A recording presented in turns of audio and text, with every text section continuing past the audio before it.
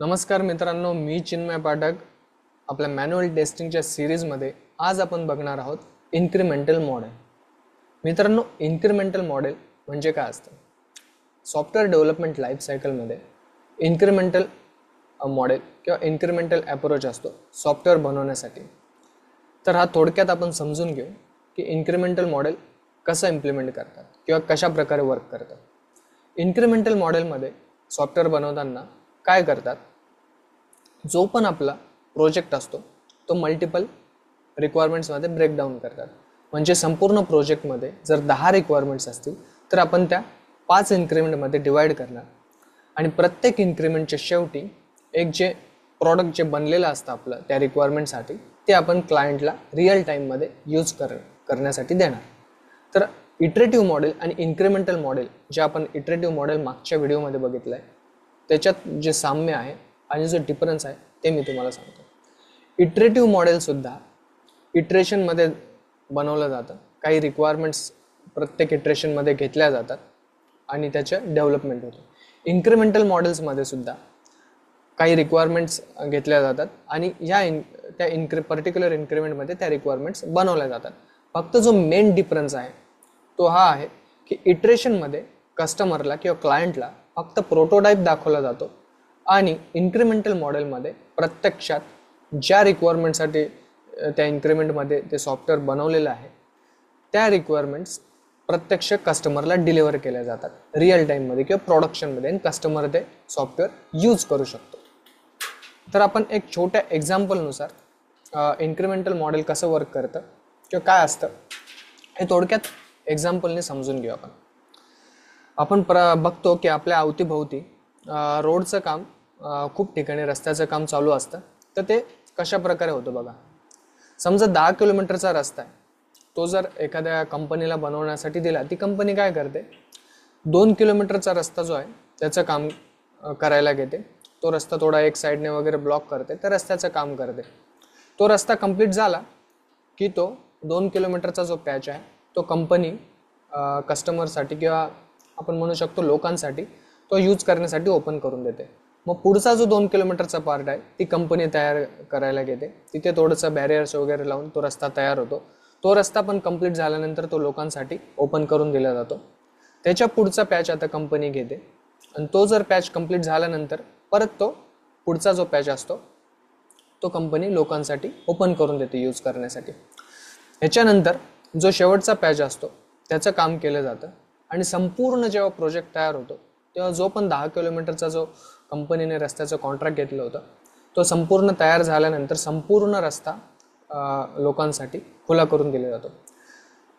तर ह्याच्यामध्ये एक जर बघितलं तुम्ही तर ह्याच्यामध्ये एक लक्षात आलं असेल की जेवढं काम झालेलं आहे तेवढी डिलेवरी कस्टमरला दिली गेलेली आहे. म्हणजे तेवढं लोकांसाठी तो रस्ता ओपन करून दिलेला आहे. त्याचप्रमाणे सॉफ्टवेअरमध्ये सुद्धा होतं की जेवढं तुमचा आपण याला म्हणू शकतो की हे जे पहिलं पार्ट आहे आणि हा जो पहिला पार्ट आहे बनवण्याचा आणि रस्त्याचा, हे पहिलं इन्क्रिमेंट आहे सॉफ्टवेअरमध्ये. तो पहिला इन्क्रिमेंट झाल्यानंतर तो जो पार्ट आहे तो रिअल क्लायंटला रिअल युजर्सला किंवा आपल्या क्लायंटला आपण यूज करायला किंवा प्रोडक्शनमध्ये ते डिप्लॉय करतो.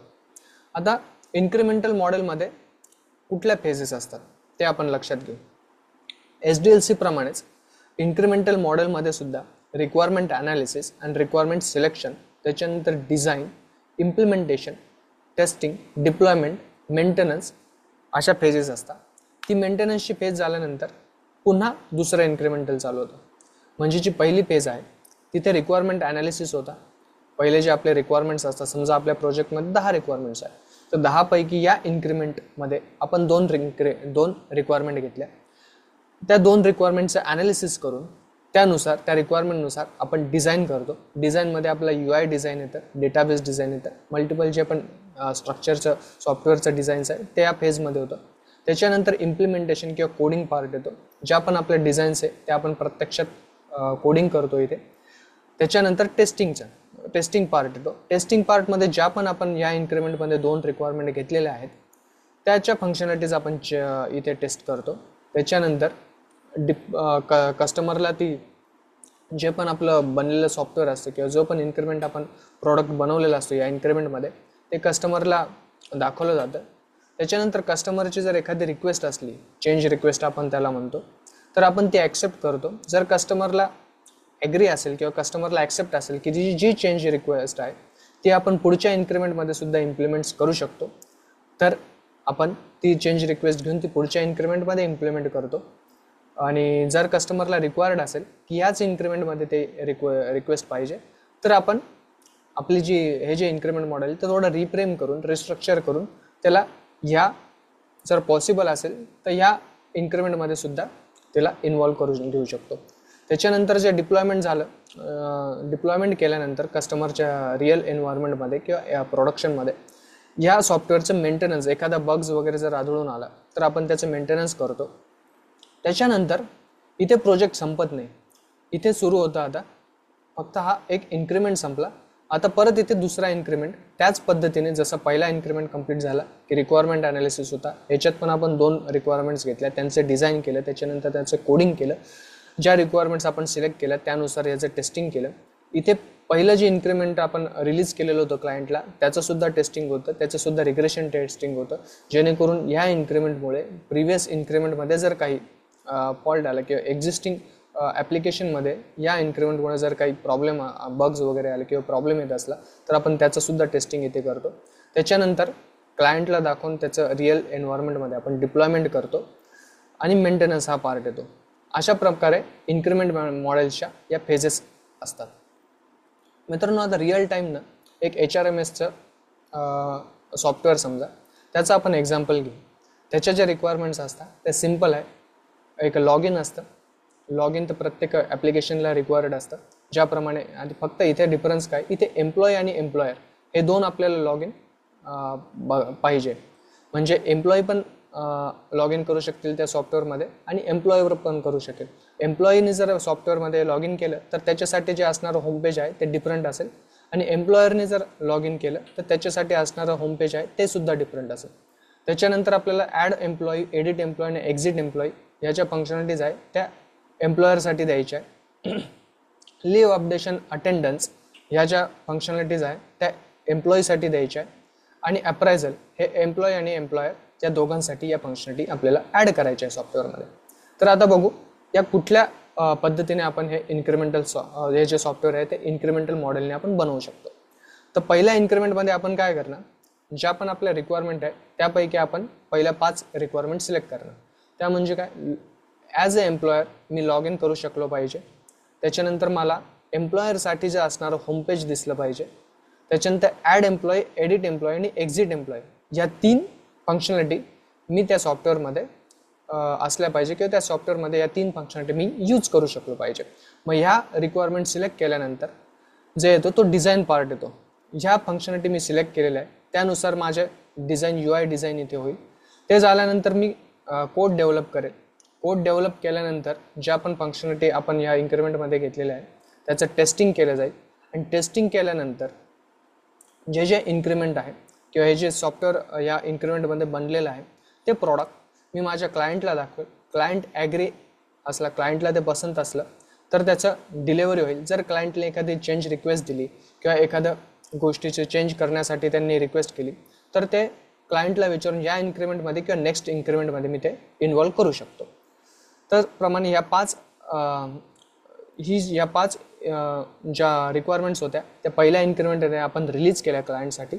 आता सेकंड इन्क्रीमेंटमध्ये आपण काय करणार, लॉग इन ॲज एम्प्लॉई, त्याच्यानंतर एम्प्लॉईसाठी दिसणारं होम पेज आणि अटेंडन्स आणि लिव्ह अपडेशन ह्या गोष्टी आपण या सॉफ्टवेअर किंवा या इन्क्रीमेंटमध्ये आपल्याला रिक्वायरमेंट आहे. सेम पद्धतीने सेम प्रोसेस फॉलो होणार या इन्क्रीमेंटमध्ये पण. ज्या रिक्वायरमेंट्स आपण सिलेक्ट केलेल्या आहेत त्याचं डिझाईन होणार, त्याच्यानंतर कोडिंग होणार, त्या रिक्वायरमेंट्सच्या फंक्शनॅलिटीज टेस्ट होणार. पहिलं जे इन्क्रीमेंट आपण रिलीज केलेलं आहे क्लायंटसाठी त्याचं टेस्टिंग या फेजमध्ये होणार. त्याच्याबरोबर ह्या इन्क्रीमेंटचं सुद्धा टेस्टिंग या फेजमध्ये होणार. आणि शेवटी या इन्क्रीमेंटच्या एंडला आपण फायनल प्रॉडक्ट क्लायंटला रिलीज करणार. आता लास्ट आणि तिसऱ्या इन्क्रीमेंटमध्ये काय होणार, ज्या पण आपल्या राहिलेल्या रिक्वायरमेंट होत्या अप्रायझल फॉर एम्प्लॉयर आणि अप्रायझल फॉर एम्प्लॉई ह्या आपण सिलेक्ट केलेल्या आहे. त्याच्यानुसार त्याचं डिझाईन केलेलं आहे, कोडिंग केलेलं आहे. पहिल्या 2 इन्क्रीमेंटचं टेस्टिंग आणि विथ ह्या इन्क्रीमेंटचं फंक्शनॅलिटीचं टेस्टिंग ह्या इन्क्रीमेंटमध्ये होणार. त्याच्यानंतर जर क्लायंटला काही रिक्वायरमेंट चेंज रिक्वेस्ट याची नसली तर आपण संपूर्ण प्रोडक्ट आहे क्लायंटला डिलिव्हर करणार. तर या प्रकारे इन्क्रिमेंटल मॉडेल हे काम करत असते मित्रांनो. आता आपण याचे ॲडव्हान्टेजेस बघू. सगळ्यात पहिलं जे ॲडव्हान्टेजेस आहे इन्क्रिमेंटल मॉडेलचं ते आहे early delivery of partial product. याचा अर्थ काय होतो की आपण प्रत्येक इन्क्रिमेंटला कस्टमरला डायरेक्ट प्रॉडक्ट यूज करण्यासाठी किंवा क्लायंटला डायरेक्ट सॉफ्टवेअर आपण यूज करण्यासाठी डिलिव्हर करू शकतो. हे याचं मेन ॲडव्हान्टेज आहे. त्याच्यानंतर रिक्वायरमेंट्स कॅन इव्हॉल्व, म्हणजे जर क्लायंटला एखादं रिक्वायरमेंट चेंज करायची असेल किंवा एखादी रिक्वायरमेंट अपडेट करायची असेल, एखादी फंक्शनॅलिटी अजून पाहिजे असेल तर तो त्याची रिक्वेस्ट देऊ शकतो. या मॉडेलमध्ये आपण चेंज रिक्वेस्ट ॲक्सेप्ट करतो आणि ते नेक्स्ट इन्क्रिमेंटमध्ये आपण त्याला ॲड करू शकतो. त्याच्यानंतर लेस इनिशियल कॉस्ट. आपल्याला जी सुरुवातीची कॉस्ट आहे प्रोजेक्टसाठी ती खूप कमी लागते, कारण की आपण जे संपूर्ण जो आपला प्रोजेक्ट आहे तो आपण इन्क्रिमेंटमध्ये बनवतो, तो ब्रेकडाऊन केला जातो आणि काही मेन फंक्शनॅलिटी सुरुवातीला आपण प्रोजेक्टमध्ये तयार करत असतो. त्यामुळे आपल्याला जी सुरुवातीची कॉस्ट आहे इथे ती थोडी कमी लागते.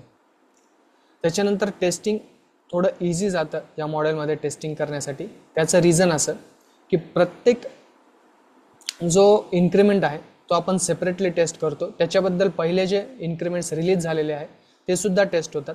ह्याच्यामुळे कस्टमरला जे प्रॉडक्ट आहे ते क्वालिटी डिलिव्हर होतं.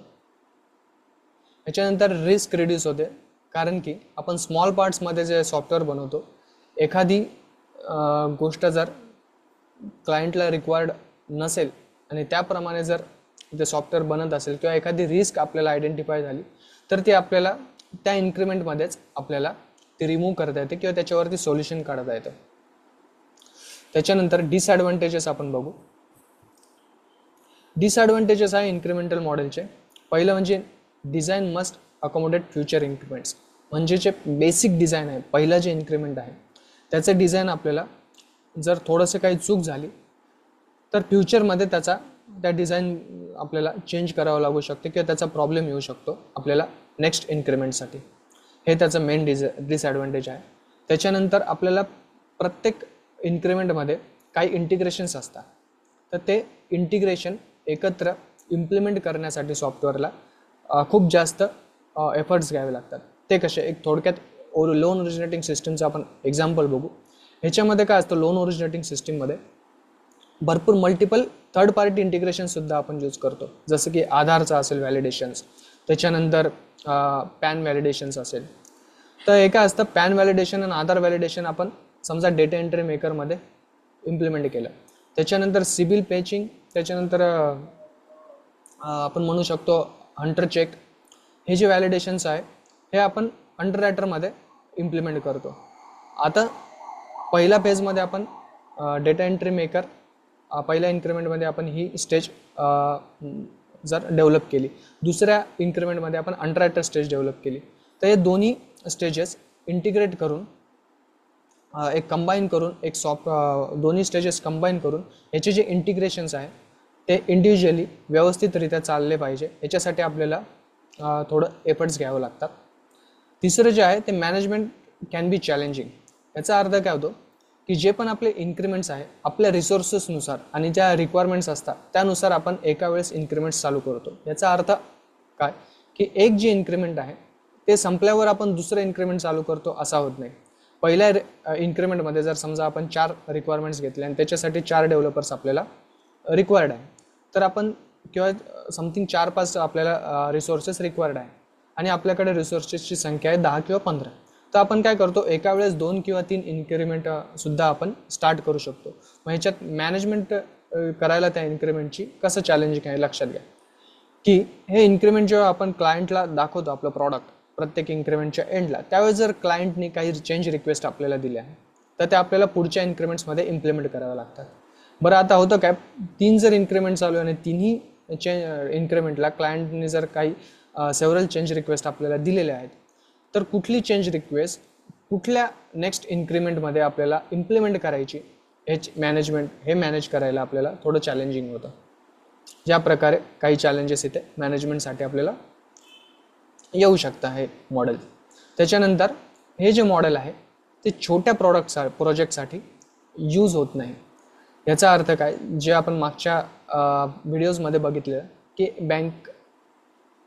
बँकेची रिक्वायरमेंट आहे एक छोटं EMI कॅल्क्युलेटर बनवायचं आपल्याला. ह्याच्यामध्ये बँकेला काय रिक्वायर्ड आहे की लोन अमाऊंट टाकला गेला पाहिजे युजरकडनं, त्याच्यानंतर इंटरेस्ट रेट सिलेक्ट करून आणि टेन्युअर सिलेक्ट करून कॅल्क्युलेट EMI जर आपण बटन दाबलं तर त्याचं लोन अमाऊंट, त्याच्यानंतर त्याच्यावरती जाणारे इंटरेस्ट आणि त्याचं कंबाईंड लोनची value, interest plus loan amount ही आपल्याला तिथे दिसली पाहिजे.